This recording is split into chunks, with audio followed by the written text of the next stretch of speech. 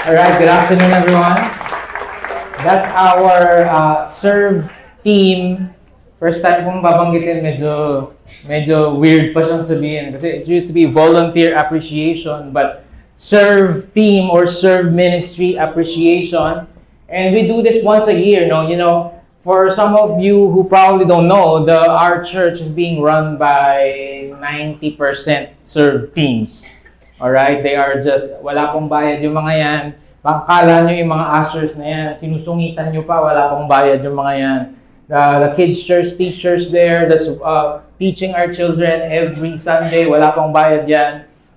The volunteers na pupunta dun sa community, right? Doon po kami nagla-lunch kami po nagbansag doon na Jollycod. Saan kayo mag-lunch pa sa Jollycod? Okay, doon yun, sa likod ng Jollibee. And the music team ng mga very talented, everyone po is being run by volunteers. That's why we cannot pay them really, but at least once a year we honor them.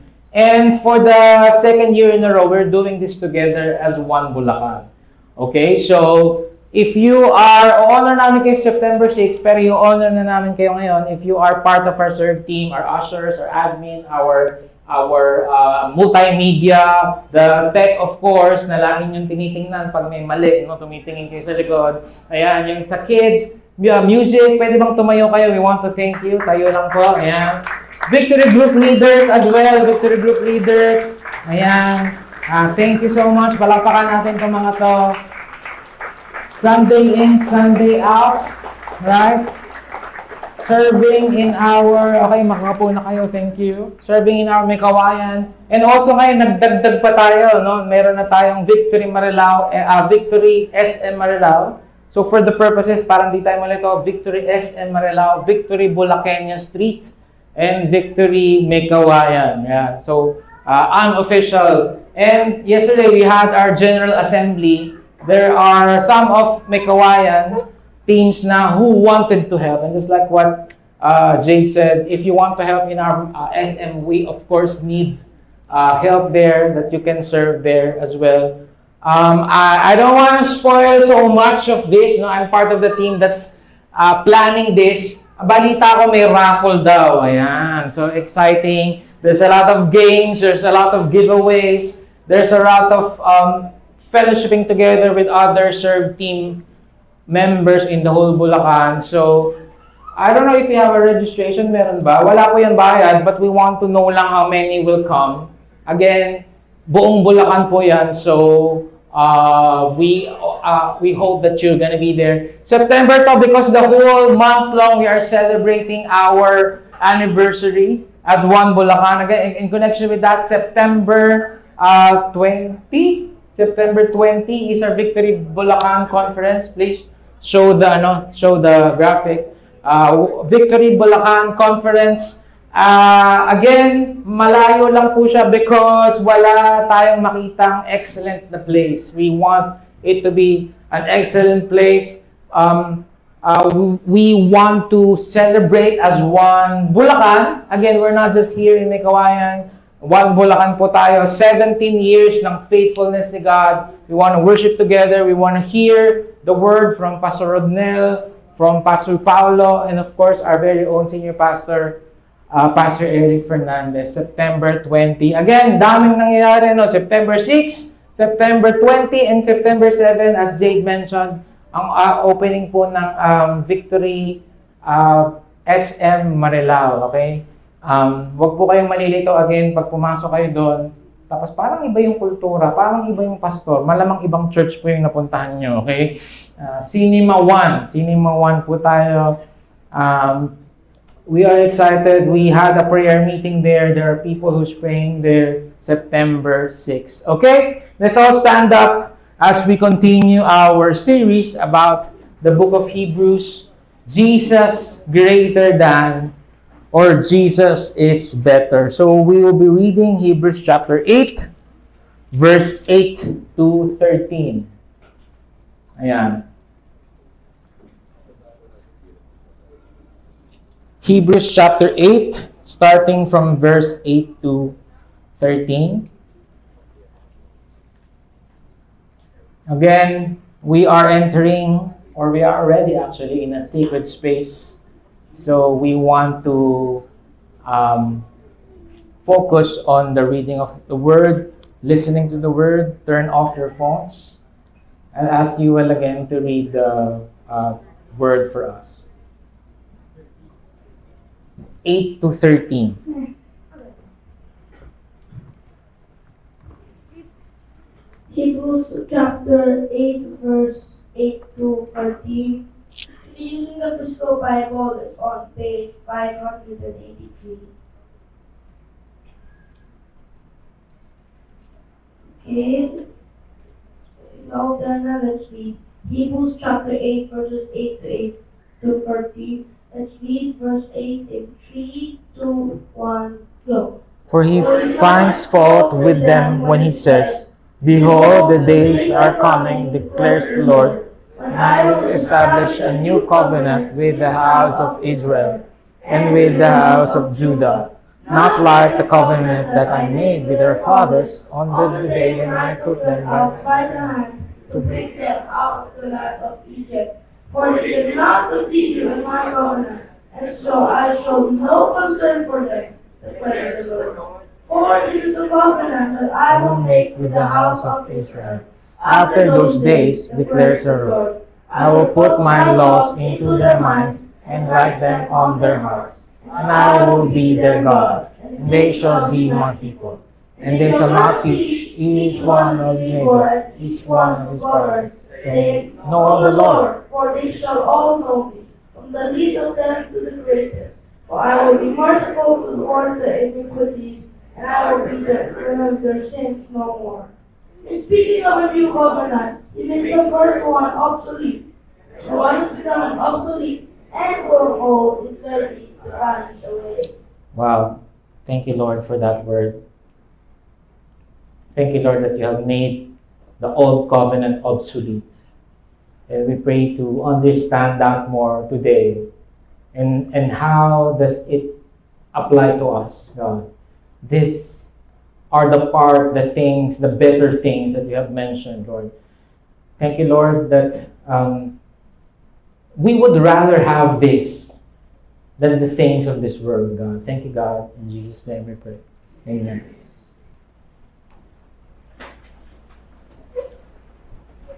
Thank you, Mike, Kuya Manny. Kung ano man yung settings na ngayon, yan, ito. Perfect. This, pakisave na, lagyan nyo ng electric tape, mayan, na para hindi na mahawakan.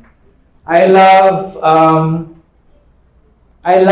watching trailers, movie trailers, right? Movie previews. Hindi ito gusto niya, right? When there's a movie that's coming out, usually the trailer comes out 6 months, 4 months before the movie. I don't know why it's called trailer though. Hindi ko alam, baka dati kinukuha sa trailer ng movie. I don't know, pero pwede namang preview, no? So, research natin yan. I'm sure meron niyang reason why it's called trailer. And as beautiful as the trailer is, when you watch the trailer, usually you get a glimpse of the movie. Diba? Baka yung last na Superman na trailer, okay. So, okay, nandun si Crypto. Okay, merong ibang superheroes, hindi lang siya. Okay, I think I like this Lex Luthor more. And it gives you a plot somehow, right, of what's gonna happen. But it does not, probably 90% of the movie, hindi mo pa alam. Actually, may mga trailers na halos makita na yung buong scene, pero since gupit-gupit siya, hindi mo pa rin talaga alam. And then the movie comes out, and then, wow, di ba? The movie itself is a different experience. The whole thing that we have been talking about in the book of Hebrews are like movie trailers. Lahat ng mga nangyari sa Old Testament, the covenant, the Moses, right? All of these things are like movie trailers. It's like previews. It's previewing to the better and the ultimate Sabbath, ultimate covenant, ultimate rest, ultimate the better angel Okay? Better things. All of this points to Jesus. So lahat nitong mga bagay na ito ay, again, like what I've said, jigsaw puzzles or movie trailers, but wala pa yon. Okay? Maganda na siya, exciting na siya, pero imagine mo naman na nandyan na yung movie trailer pa rin pinapanood mo. Do you get that? So, yun yung example of what the writer of Hebrews is trying to tell us. In fact, sabi niya sa verse 1, now the point in what we are saying is this. Again, continuation pa din to nung high priest that offers a better covenant, that offers a better sacrifice, next week yon, that offers a better ministry so that we can receive better things and better promises. This is that high priest, one who is seated at the right hand of the throne of the majesty in heaven. Why is he sitting down? Yung po mga priest, hindi po yan pwedeng umupo kasi ang dami niyang gagawin. Yung high priest, pagpasok niya dun sa Holy of Holies, magsisprinkle siya ng blood, mag-i-incense siya, magpe-pray siya. Hindi yan pwedeng umupo. Pagka nakaupo yan, tatanungin niyo, ba't ka nakaupo? Dapat nagtatrabaho ka. Pero bakit nakaupo si Jesus Christ? Why is he sitting? Why? Tetelestai. Tapos na eh. Tapos na men. Tapos na yung pag-offer. Hindi na mag-offer anymore. Because the ultimate sacrifice has been offered. So, nakaupo na lang siya. Hindi lang siya nakaupong papag-banjing-banjing. And like what we said last week, he's interceding for us. He's sitting at the right hand of the throne of the majesty in heaven, minister in the holy places, in that true tent that the Lord set up, not man. Now, what is that tent that the writer of Hebrews is mentioning? It's the Moses tent, the original tabernacle. Kasi nung time nila, hindi pa sila makapagpatayo ng temple kasi nga lakad sila ng lakad from one place to another, and where they are, they're gonna set up this tent, this whole big tent, and lalagay doon yung Ark of the Covenant, lalagay doon yung divisions, the holy place, the most holy place. Pero ang sinasabi ng writer of Hebrews, hindi pa rin yun. Preview lang din yun. Trailer lang din yun. Merong totoong tent. And that is the tent where Jesus serves. Right? All of that is a copy and a shadow of the heavenly things. Using my language, all of that are just movie trailers of the heavenly things. Those are great. Okay? Pero patikim lang yan. Okay? Merong SNR sa Malolos, no? And isa sa ginagawa, ang paborito naming bonding ni Boaz, si Boaz, siya talaga yung may gusto. Pupuntahan namin yung mga patikim, yung mga kakapiting na ganyan, okay? Yung corn beef na ganyan, tapos 3 pirasong bigas, bibigyan kang ganon, okay?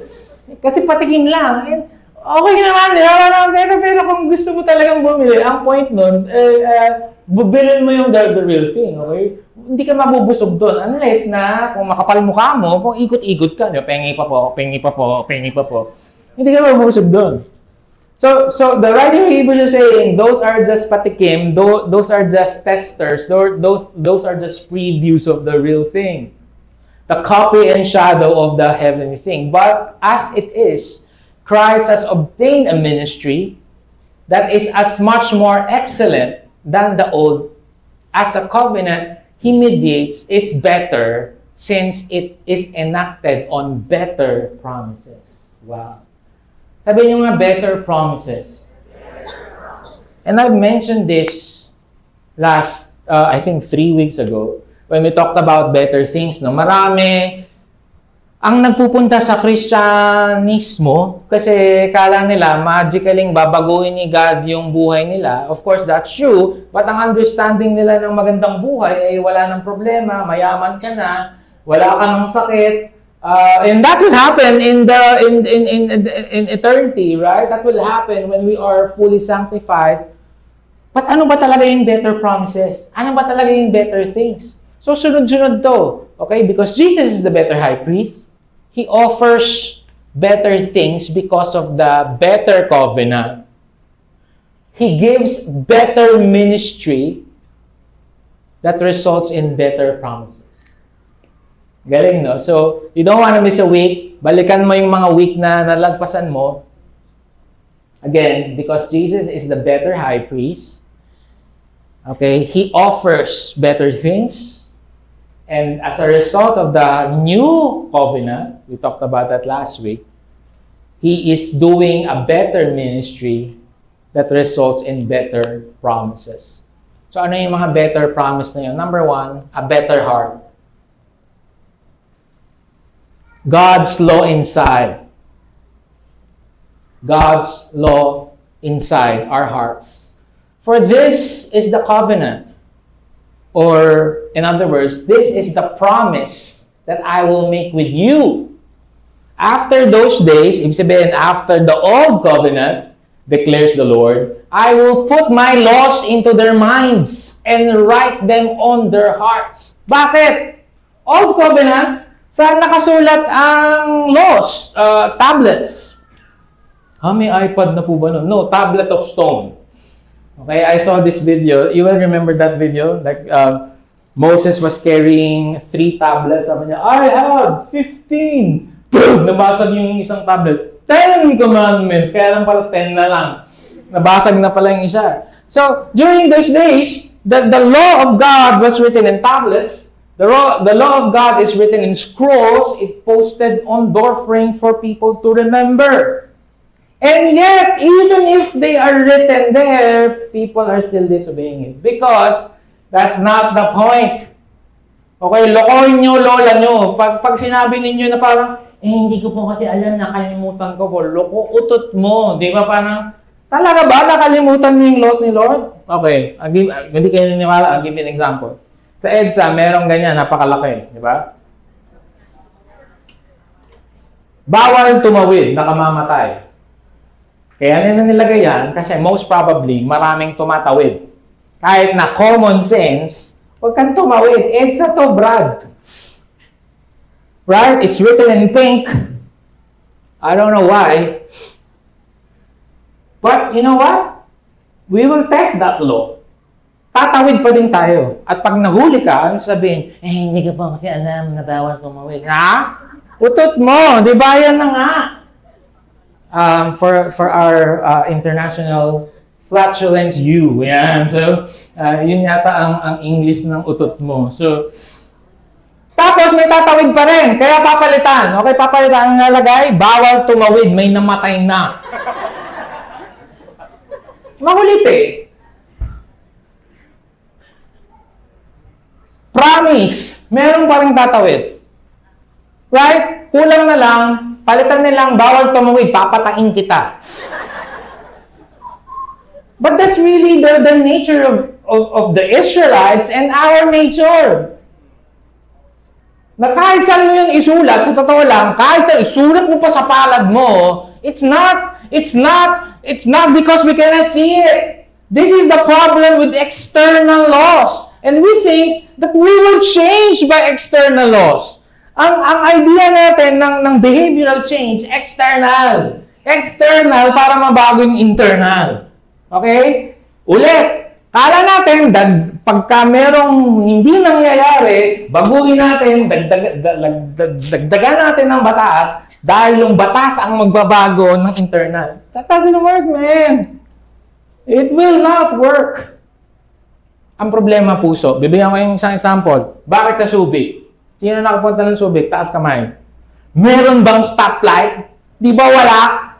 May mga parts na walang stoplight, di ba? Pero humihinto ka sa pintura. Kasi may tamang kultura. At tama yung puso mo. Wala rin naman pulis. Pero bakit dito sa Bulacan? Bakit dito sa Manila? Tinitingnan kung may pulis. Kung may pulis, bibit ko yung red light. Pagka wala, ay baliktad. Pagka may pulis, hindi ko bibit. Pagka wala, bibit ko yung red light. So the problem is the heart. Yun yung sinasabi ni God dito. Hindi naman eh. Kaya nga failed system. The problem with external rules is that there's a lot, but I'm just gonna highlight 3 things. Number 1, yun nga, when no one is watching, we will compromise. Pag wala nang nakatingin, we compromise. Number 2, we test the limits. how much farther before I sin? Marami na po nagtanong sa akin na young adult nito, pero hindi to ha. Kasi alam ko, masunurin kayo sa batas, trapiko, lahat. Mga taga 4 siguro, or mga taga 10, okay? Pero kayo hindi, mabait kayo. Okay, hindi kayo to. Marami na po nagtanong sa akin na young adults na, Pastor, shota ako na nga, pero kung makashota, no? Shota ako na nga po pala, yan. Ano po ba yung pwede namin gawin pag bilang mag-shota? Pwede na po bang hawakan yung kamay? Hanggang saan po ba? Pagka po ba kinis ko sa cheek, sin na po ba yon? Pwede ko bang ikis sa lips pero may 1 cm na pagitan? Yung mga ganun yung mga tanong. Sabi ko, alam mo, pagkat yung tanong, mag-sin ka na lang. Kasi totoo lang, nag-sin ka na sa heart mo. Ang problem ng external rules, and this is the problem of the Pharisees, tinitechnical natin. Kaya nga si Jesus, what he did, he upgraded it. Sabi niya, hindi ka nga nakipag-sex doon sa ibang asawa at sabi mo, hindi ka nag-commit ng adultery. Sa isip mo naman, nag-commit ka na ng adultery kasi you look lustfully at the woman. So you already did it, sabi ni Jesus. Oo nga, hindi mo nga pinatay yung friend mo kasi in-upload yung video mo na namumulangot. Hindi mo nga siya pinatay, pero sa isip mo naman, pinugutan mo siya ng ulo, at binuhay mo siya ulit, at pinugutan mo siya ng ulo ulit. Patayin mo na lang siya. Because you already sinned in your heart. Do you get that? We always ask that question eh. Gaano po ba kalapit para po maging sin? May mali na doon, Brad. The question should be, how much farther po should I step away from the boundary because I'm scared of sinning? Husbands, men, please, huwag natin ipusta yung marriage natin. Kala mo naman ang gwapo mo, mayroong kumikindat sa'yo sa office. Di mo alam, baka masakit lang pala yung leeg.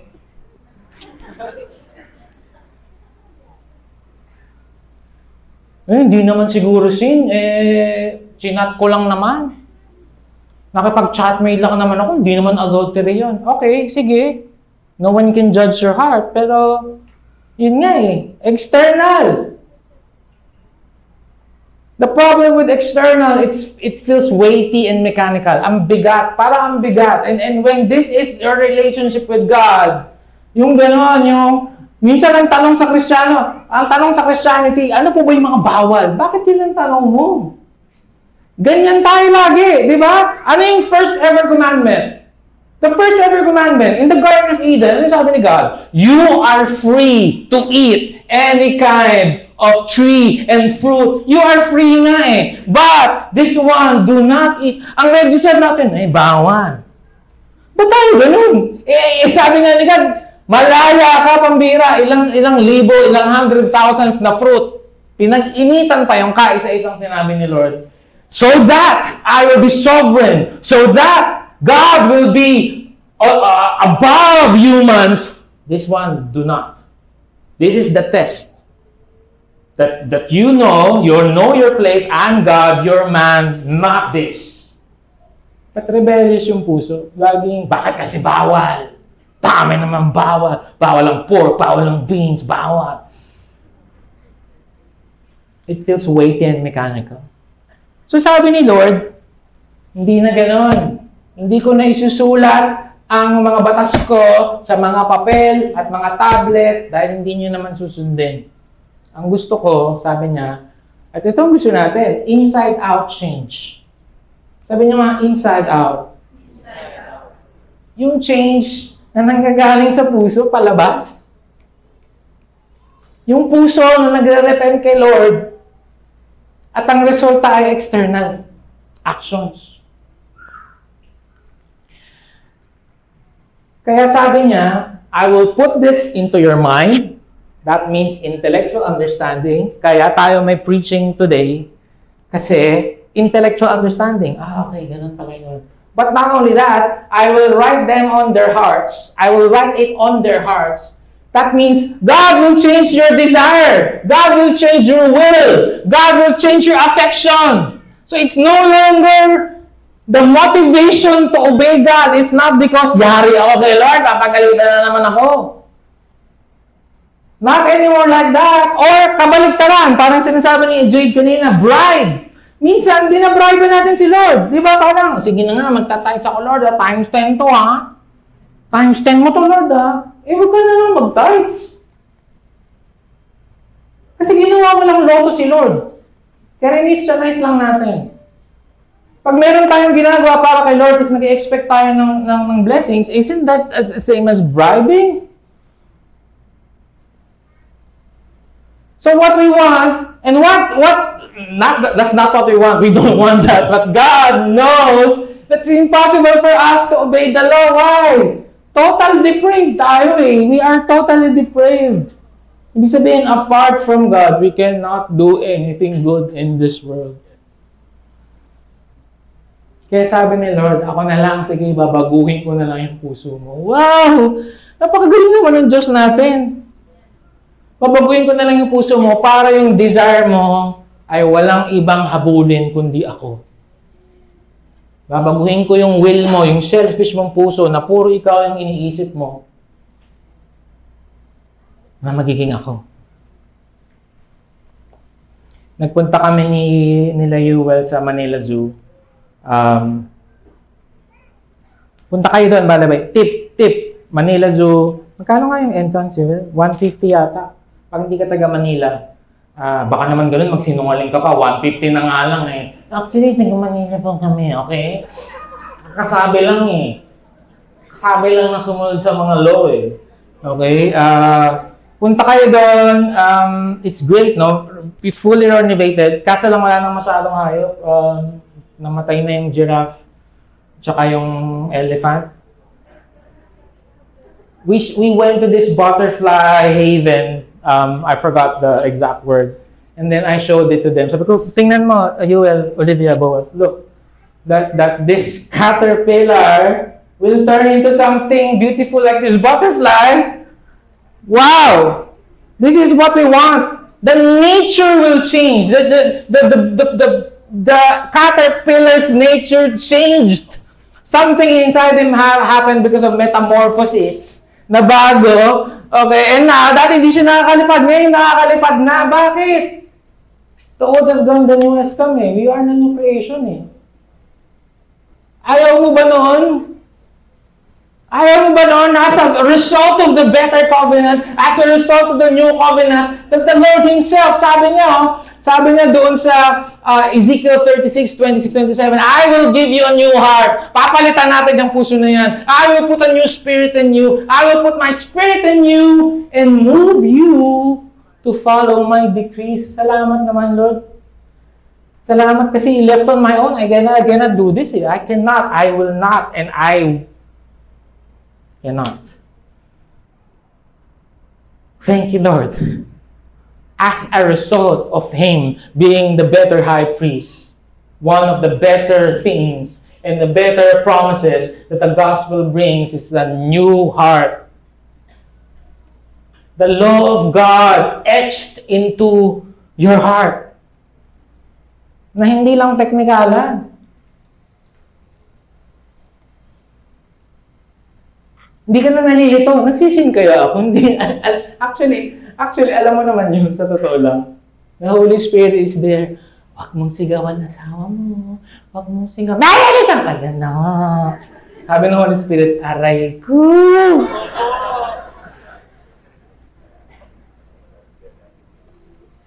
The world will trick you. Nanood kami ni Carmen ng theater ba yun lang? Sa Soler. Tapos, merong kasamang token sa casino. Pakagat, di ba? Pakagat. Patikim, okay? So, parang, ano ba? Umulog pa natin? Hindi. Siguro wala namang masama. Pero trap yun eh. Kasi inulog mo yun, tapos natalo ka, makakagigil, di ba? Sabi ko kami, huwag na natin gawin. Sige na, mag-CR ka na lang. Ako na lang nagulog.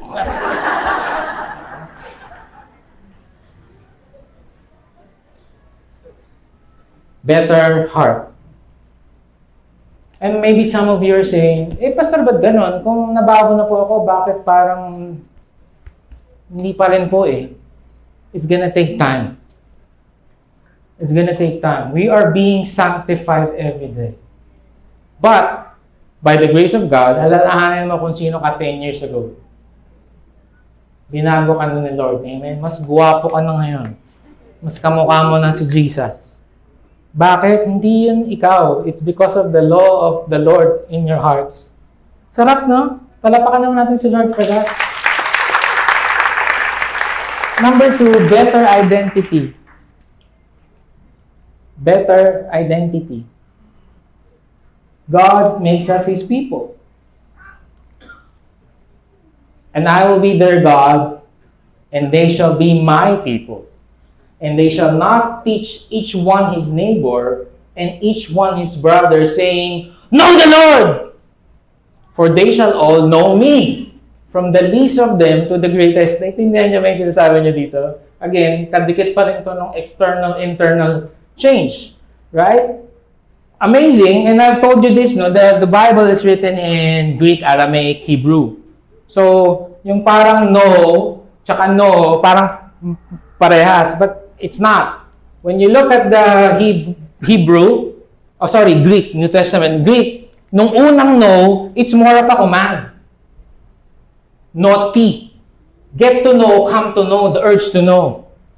Okay, and sometimes, di ba ganun din naman tayo pag may dinidisciples, makulit?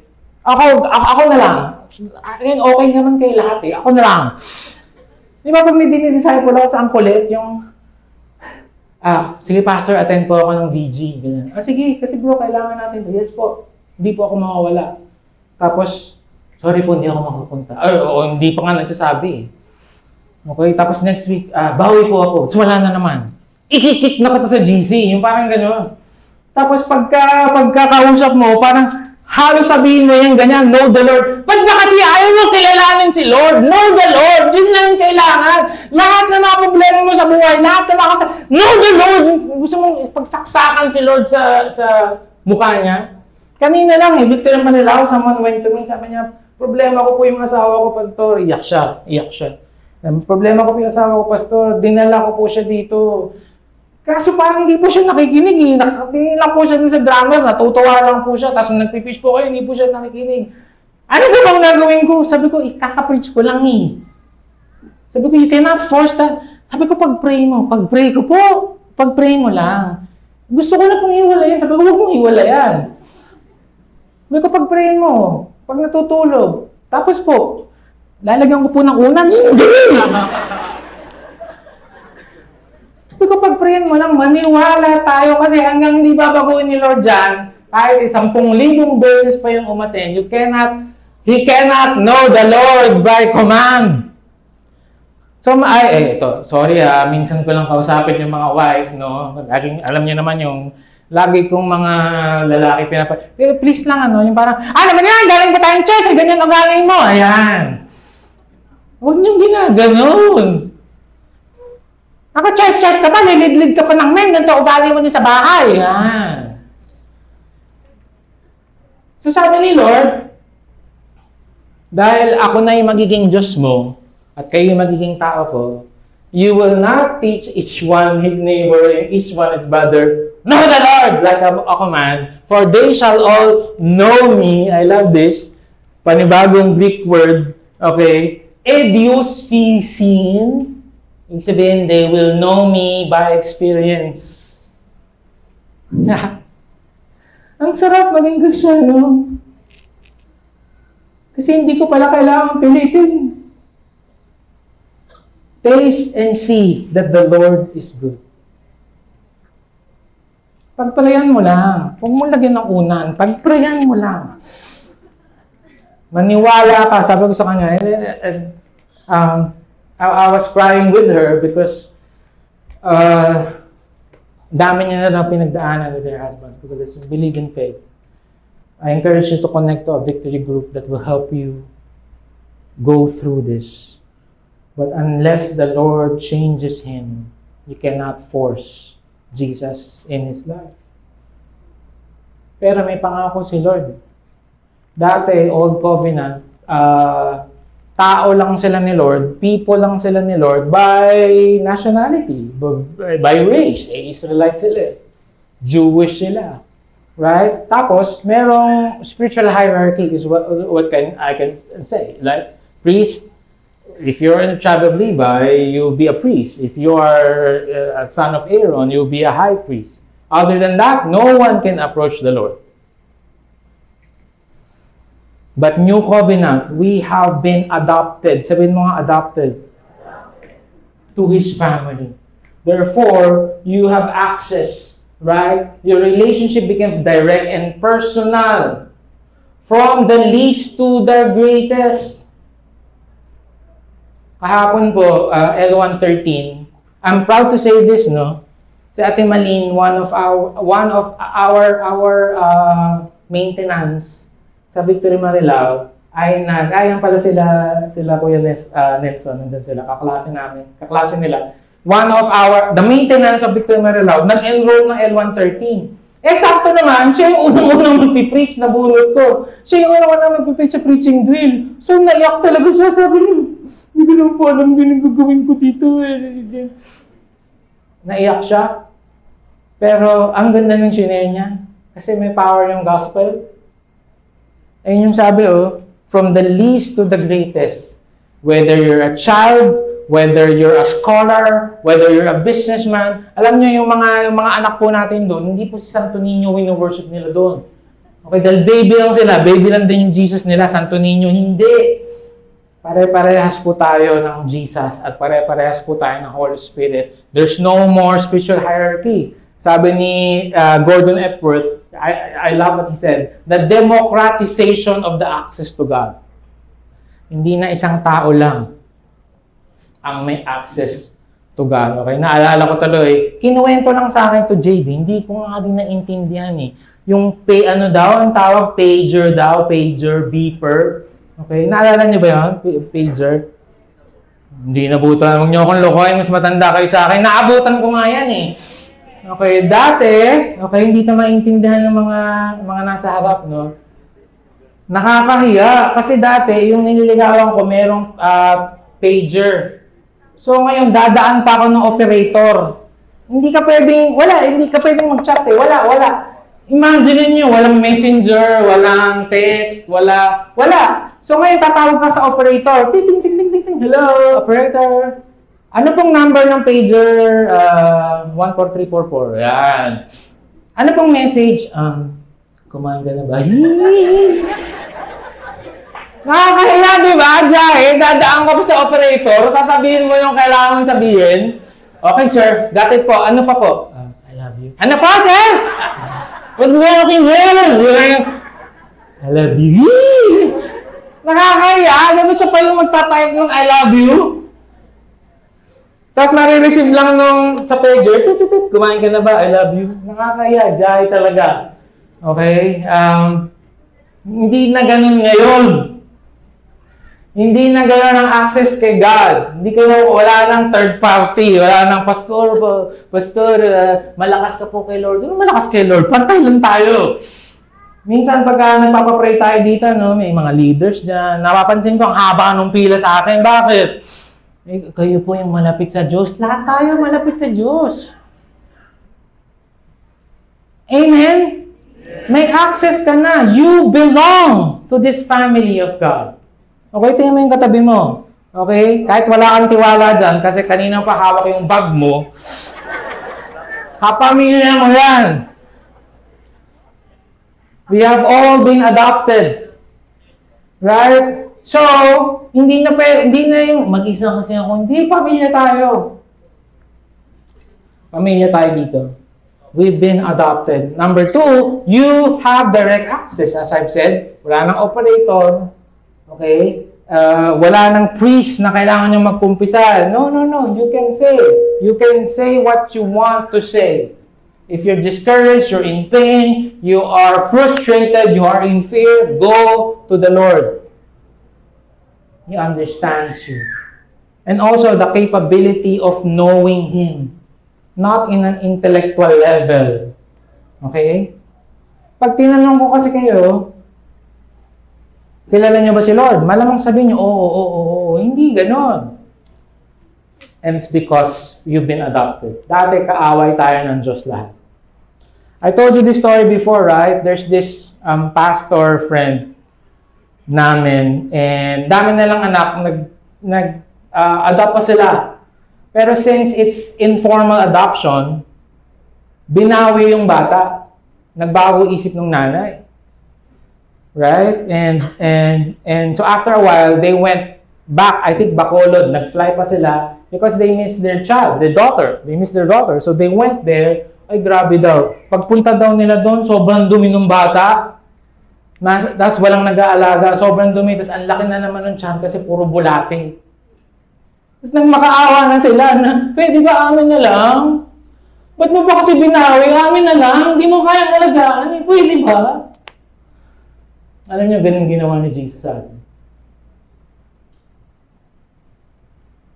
Ganun tayo kadumi. Ganun tayo kababoy. Tsaka ganun tayo nasa kangkungan. Kinuha tayo ni Lord. Inadopt. So that He will be our God and we will be His people. Ayaw niyo ba nun? Pagpapalit ba natin yung sa kung ano-anong things in this world? That God is our Father. I am part of the family of God. Wow. And this is because of the better covenant, the new covenant that the new high priest brings. I will pour my spirit on all flesh. Lahat na. Hindi lang dahil prophet ka, priest ka. No. On all flesh. Your sons, your daughters shall prophesy. Your old men shall dream dreams. Your young men shall see visions. Even on the male and female. Dati, mga male lang. Male. Male and female servants. Servants, doulos, slaves. I will pour it out. We can all approach the throne of grace. So that we can receive, number 3, last, better mercy. God forgives and forgets our sins. 4, it's a decision. It's a divine pledge. I will be merciful to their iniquities, and I will remember their sins no more. It's not divine amnesia. Pag nagpunta ka kay God, Lord, naalala mo yung mga kasalanan ko. Oo naman, anak. Omniscient ako. But I'm not taking it against you. I love you, and I forgive you, and I will not take it against you. One of my heroes is Nelson Mandela. So when we went to South Africa, I looked for him. I found him. Yung nasa likod dyan, tawag doon Table Mountain. Found him. Pero kahit anong kausap ko sa kanya, ayaw niya magsalita. And he's my hero. Pagdating sa forgiveness, pagdating sa leadership, why? Si Nelson Mandela lived in the era of South Africa where there's apartheid. Ibig sabihin, magkaaway yung whites tsaka black. Yung mga black, ginagawang slaves. So si Nelson Mandela, he fought for it. He became a freedom fighter, but he got imprisoned because of it. So, nakulong po siya. Nakulong siya ng so many years, right? Nung nakalabas siya, he ran for presidency, and he won. Okay? So ngayon, yung mga item, galit na galit. Pagkakataon na natin, bawian yung mga puti na yan. Salbahe, grabe ginawa sa'yo, grabe ginagawa sa atin. Gumanti na tayo! Kaya sabi niya, I'm not gonna do that. I will remember their sins no more. And he united South Africa, the whites and the black, using sports.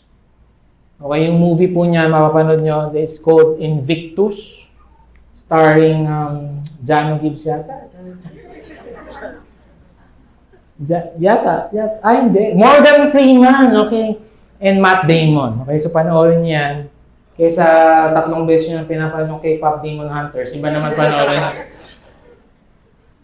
I love that. It's an example of leadership in the truest form na okay lang, kahit inapin nila ako, I'm here to serve.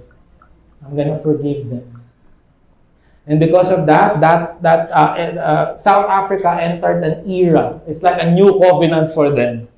An era of prosperity and unity. They're one of the most advanced and beautiful countries in the whole world because of his example. He could have gantihan yung mga tao.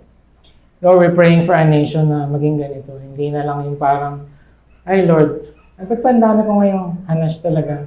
Kasi ngayon yung bagong presidente, ang trabaho, papakulong yung lating presidente. Ba't pa ganun? Sakit sa puso naman, Lord. Give us, God, the leaders that's willing to forgive just like you. In speaking of a new covenant, He makes the first one obsolete. Obsolete na daw, pray. Huwag mo nang yakapin yung movie trailer. Huwag mo nang yakapin yung shadow. Okay, sino dito may shadow? Taas kamay. Kung wala kang shadow, baka ikaw si Peter Pan. Pero, lahat tayo may shadow. But the shadow, you cannot embrace the shadow. The shadow is not real. The shadow is just the shadow of the person. The person is the person. It's obsolete. And what is becoming obsolete and growing old is ready to vanish away. Wow, that is the new covenant. That is the promises, the better things that is revealed to us and is available to us. And actually, it's yours already if you have put your trust and faith in Christ Jesus. Like what I've said, ayaw mo ba niyan? Gusto mo ba the things of this world where moth and rust and robbers can steal? Gusto mo ba yun? Or this, that the better ultimate high priest brings. Close your eyes.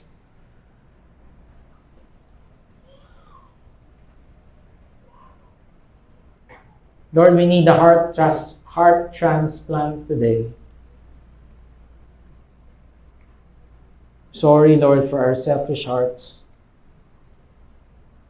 The heart is the center of the will, the emotion, desire.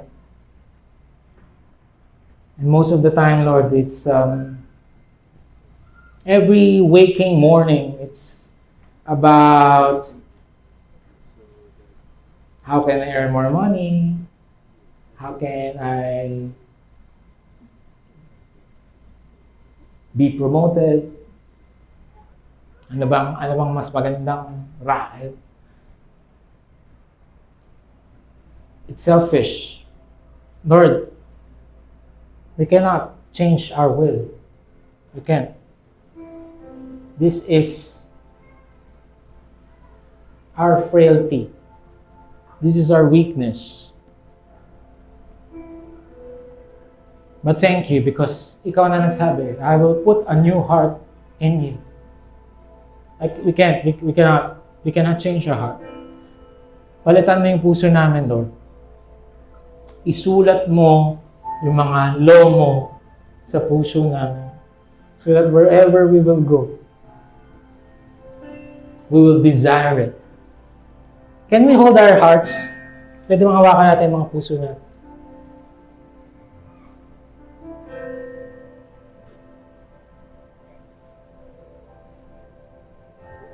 Our heart is made of stone. Ilang beses mo nasabing patawarin tong taong to, we keep on ignoring you and disobeying you.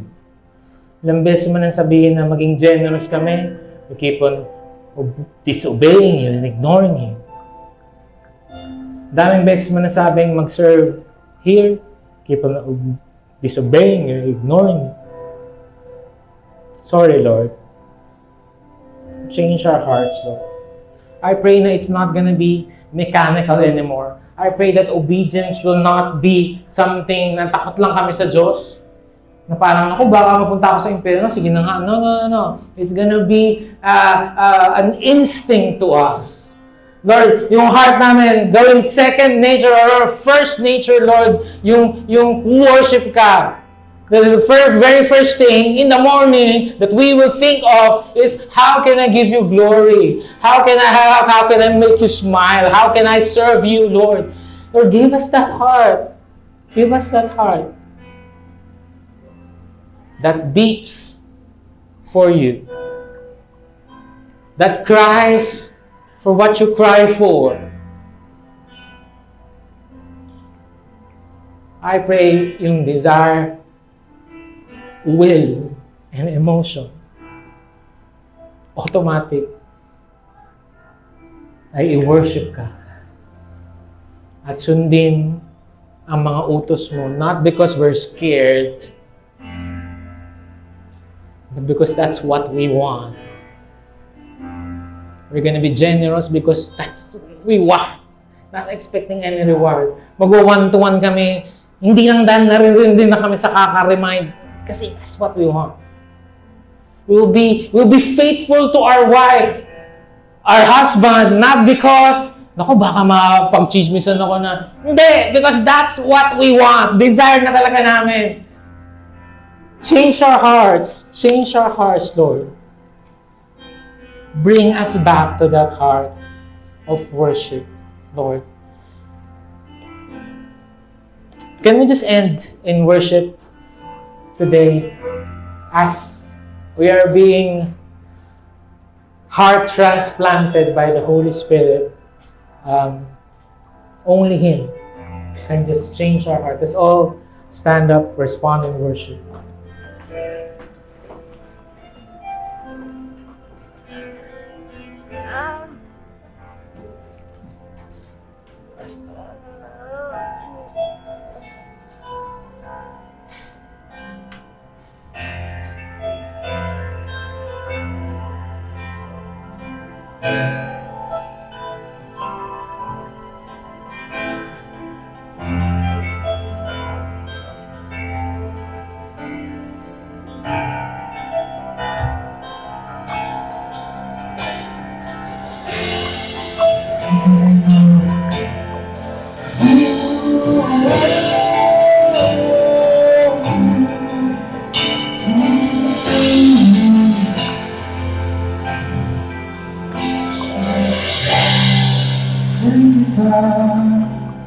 To where I started, remind me of it all.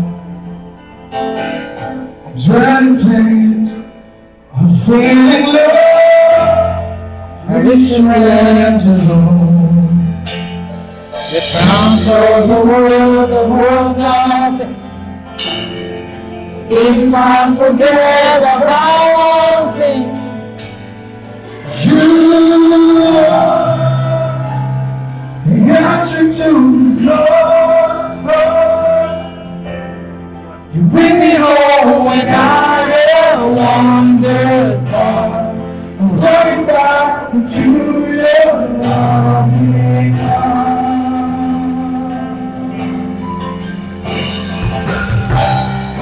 Take me back to where you started.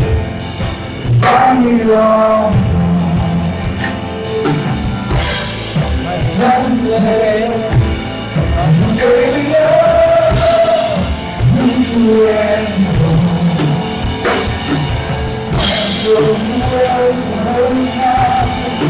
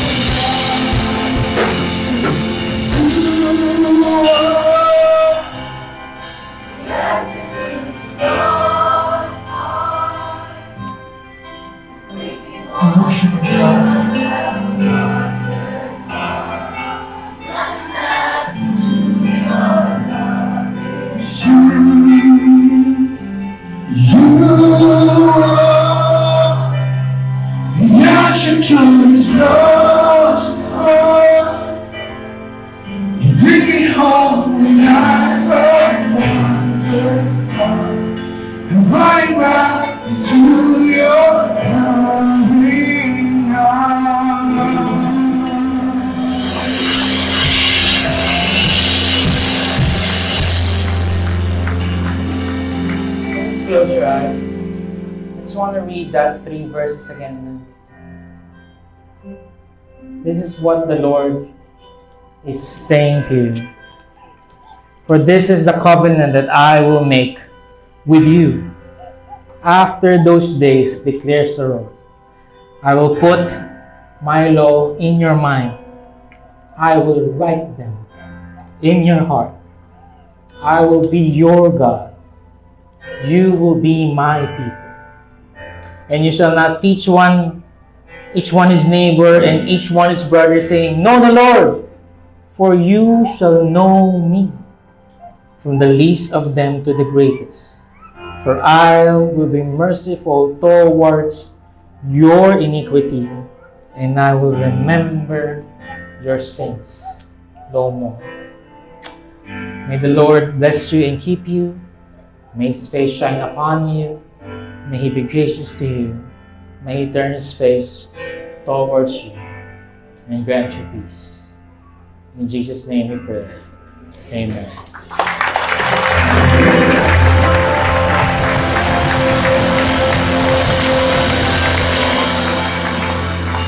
Thank you so much. You are sent out to the world. Yung mga new people po, can you please stay? We want to have a chat lang with you.